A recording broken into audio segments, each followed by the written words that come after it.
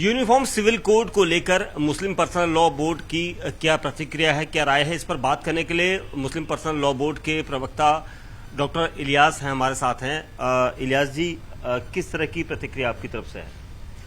देखिए, पहली बात तो यह है कि लॉ कमीशन, इससे पहले का जो लॉ कमीशन था 21st लॉ कमीशन, उसने भी ये इशू उठाया था और हमारे साथ में उनकी 2 फिजिकल मीटिंग हुई थी। उसके अलावा हमने फिर रिटर्न में अपनी बात रखी थी। उन्होंने कुछ स्पेसिफिक सवालात किए थे, हमने उसके जवाब दिए थे। उसके बाद 21st लॉ कमीशन ने 2018 में एक बयान जारी किया था कि 10 साल तक यूनिफॉर्म सिविल कोड पे बात नहीं करनी चाहिए और यूनिफॉर्म सिविल कोड अनडिजायरेबल है और उसकी कोई ज़रूरत नहीं है। ये बात पिछले लॉ कमीशन की है, नाइदर डिजायरेबल नॉर नेसेसरी। इसके बाद क्या बात हो गई कि नए यूनिफॉर्म यानी आपके लॉ कमीशन ने फिर से ये जारी किया और बिल्कुल एक वेग किस्म का सवाल जारी किया कि भाई आपका यूनिफॉर्म सिविल कोड पे ओपिनियन क्या है। तो हमारा कहना ये था कि भाई इसकी क्या ज़रूरत है। आप अगर 2024 को सामने रखकर इसको इलेक्शनी मुद्दा बनाना चाहते हैं और उसके लिए इसको ला रहे हैं, तो ये मेरे ख्याल से गलत है, मुनासिब नहीं है। इस पर हमारी प्रतिक्रिया यह है कि यूनिफॉर्म सिविल कोड मुसलमानों का इशू नहीं है। यूनिफॉर्म सिविल कोड तो सबको हिट करेगा और हमारे देश में हमारे कई अलग अलग धर्म के लोग हैं, कई अलग अलग कल्चर के लोग हैं, रीति रिवाज अलग है लोगों के, तो हर एक की अपनी शादी ब्याह के तरीके भी अलग अलग हैं। तो आप एक यूनिफॉर्म लॉ की ज़रूरत क्यों महसूस करते हैं? आप ये कह सकते हैं कि आर्टिकल 44 हमारे कॉन्स्टिट्यूशन में है, वो कहता है। तो आर्टिकल 44 डायरेक्टिव प्रिंसिपल में है। डायरेक्टिव प्रिंसिपल्स में और बहुत सारी बातें कही गई है। शराबबंदी की बात कही गई है, लोगों के जो वेजेस हैं उनको बराबर करने की बात कही गई है, उसमें जो गरीब और अमीर के दरमियान खाई है उसको बांटने की बात कही गई है, उसमें गरीब बच्चों की तालीम की बात कही गई है, औरतों के एम्पावरमेंट की बात कही गई। उनमें से किसी चीज़ पे कोई दिलचस्पी नहीं है प्रधानमंत्री को भी और बीजेपी को भी। वो सिर्फ यूनिफॉर्म सिविल कोड का मुद्दा ही उठाते हैं। दूसरी बात ये कि हमारे देश में ये जो बात कही है कल प्रधानमंत्री ने भोपाल में कि एक देश के लिए एक कानून होना चाहिए, तो मैं ये पूछना चाहता हूँ क्या हमारा जो सिविल लॉ है, यानी मतलब IPC है या CRPC है, क्या वो पूरे देश में एक जैसा है? आप देखिए हर प्रांत में हर स्टेट ने अलग अलग संशोधन करके उसको अपने यहाँ तब्दील किया है। फिर आप जानते हैं कि काउ स्लॉटर का कानून हमारे देश में है, लेकिन उसमें गोवा, वेस्ट बंगाल, केरला और नॉर्थ ईस्ट उससे एग्जम्प्टेड हैं। फिर आप कहिए कि हमारे देश में जो है रिजर्वेशन का कानून है। रिजर्वेशन का कानून भी आप देखिए, यानी इसके बावजूद भी कि सुप्रीम कोर्ट ने उस पर 50% की सीलिंग लगाई है, लेकिन आप देखिए स्टेट ने उसको एक्सटेंड किया है, बढ़ाया है। तो ये जो कहना है कि यूनिफॉर्म सिविल कोड होना चाहिए, तो हमारे देश में यूनिफॉर्म लॉ नहीं है, जिसको जो सिविल लॉ है वो भी नहीं है, तो सिविल कोड की क्या जरूरत है? प्रधानमंत्री ने 1 महीने का समय लोगों से अपनी राय मांगी है प्रधानमंत्री की तरफ से, तो क्या आप लोग उसके लिए सहमत हैं कि नहीं? ये तो लॉ कमीशन ने मांगी है। प्रधानमंत्री ने कल जो बयान दिया है उसमें उन्होंने ये, यानी आप देखिए कल जो भोपाल का बयान है उसमें उन्होंने लॉ कमीशन को भी प्रभावित करने की कोशिश की है।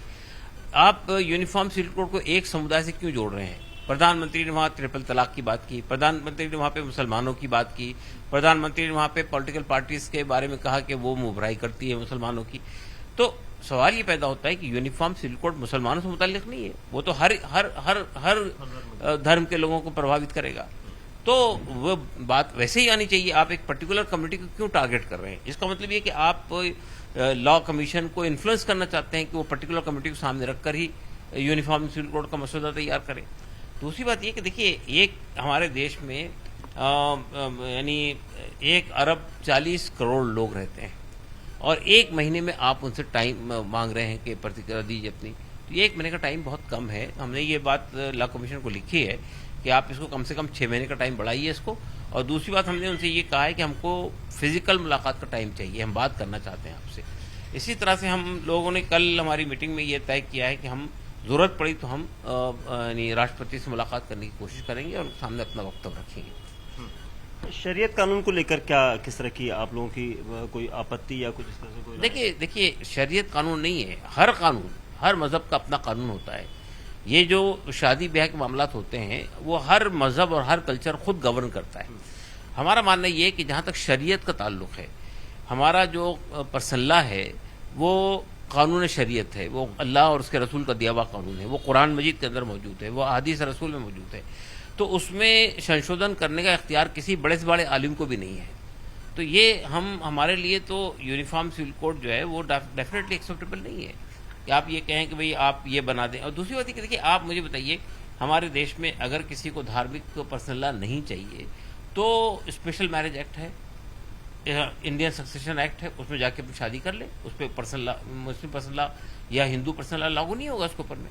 तो अगर ऑप्शनल सिविल कोड ऑलरेडी मौजूद है तो फिर एक यूनिफॉर्म सिविल कोड पूरे देश के लिए कंपलसरी लाने की क्या जरूरत है?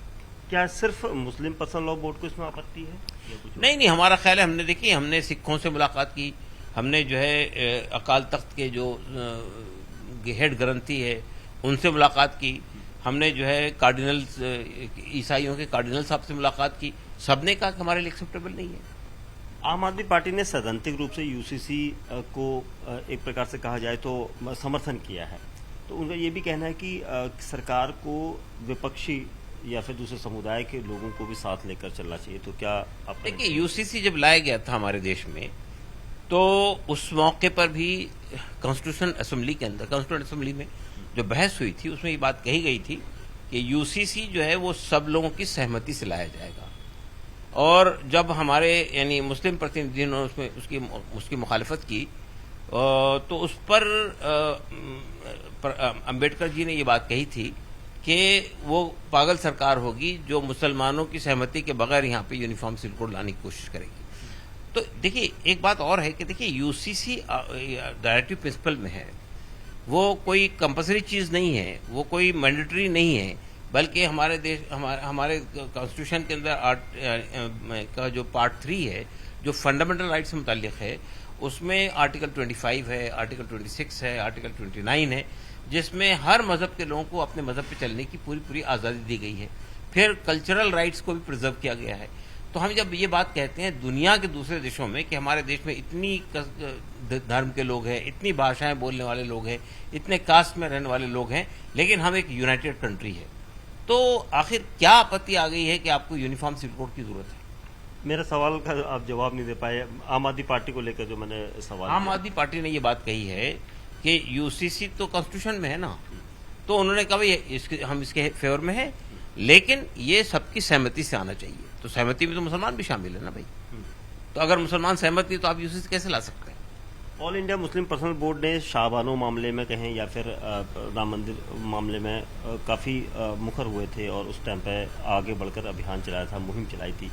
तो क्या यूसीसी को लेकर भी इस तरह की कोई मूवमेंट इस वक्त मुस्लिम पर्सनल लॉ बोर्ड की तरफ से आगे आने वाली? देखिए, पहली बात तो ये कि इस वक्त लॉ कमीशन ने सवाल किया है, तो मुस्लिम पर्सनल लॉ बोर्ड ने उसकी तैयारी शुरू कर दी है और हम फर्स्ट वीक ऑफ जुलाई में अपना जो जवाब है वो लॉ कमीशन को सबमिट करेंगे। और हमारी कोशिश ये होगी कि ये सिर्फ पर्सनल लॉ बोर्ड तक महदूद ना रहे मामला, जितनी मुसलमानों की अलग अलग रिलीजियस ऑर्गेनाइजेशंस हैं उनके तरफ से भी जवाब आना चाहिए, और जितने मुसलमान, क्योंकि उसमें तो उन्होंने इंडिविजुअल से भी मांगा है, तो हमारी कोशिश ये होगी कि इंडिविजुअल भी हम ये हमारा जो जवाब होगा हम उसको अवाम में दे देंगे, पब्लिक को दे देंगे कि वो भी इसका जवाब दें। तो ये कोशिश तो हमारी होगी, लेकिन हम ये चाहते हैं कि इसमें हमारे सिख धर्म के लोग, बौद्ध धर्म के लोग, जैन धर्म के लोग, क्रिश्चियन लोग और ट्राइबल्स ये भी इसका जवाब दें। देखिए, कल जो है आपके रांची में ट्राइबल्स की एक मीटिंग हुई और ट्राइबल्स ने बहुत जबरदस्त विरोध किया कि हमको यूनिफॉर्म सिविल कोड नहीं चाहिए। आप देखिए, कॉन्स्टिट्यूशन के आर्टिकल 371A और आर्टिकल 371G में ये बात कही गई है कि सरकार कोई ऐसा कानून नहीं लाएगी पार्लियामेंट में जो ट्राइबल्स के जो कस्टमरी लॉ हैं उसको सुपरसीड करे। तो एक तरफ तो आप उनको एश्योरेंस दे रहे हैं, उसके बाद आप यूनिफॉर्म सिविल कोड लाने की बात कर रहे हैं। तो हमारी तरफ से ये जो आखिरी सवाल मैं पूछना चाहूँगा कि क्या मुस्लिम पर्सनल लॉ बोर्ड की तरफ से आप लोगों की राय जाएगी? जी, हमने तैयारी कर ली है। हमने बताया आपको कि हम फर्स्ट वीक ऑफ दिसंबर में, फर्स्ट वीक ऑफ जुलाई में अपना जवाब देने वाले हैं पर्सनल उसको, आपके लॉ कमीशन को, और वो जवाब हम प्रेस को भी देंगे। शुक्रिया हमसे बात करने के लिए। तो मुस्लिम पर्सनल लॉ बोर्ड के प्रवक्ता डॉक्टर SQR इलियास थे और उनका ये कहना है कि वो 1 जुलाई यानी 1 जुलाई के आसपास वो अपना जो राय है वो लॉ कमीशन के सामने रखेंगे। कैमरामैन रंजन चंद्रा के साथ दीपक बिस्ट, न्यूज़ 18 इंडिया, दिल्ली।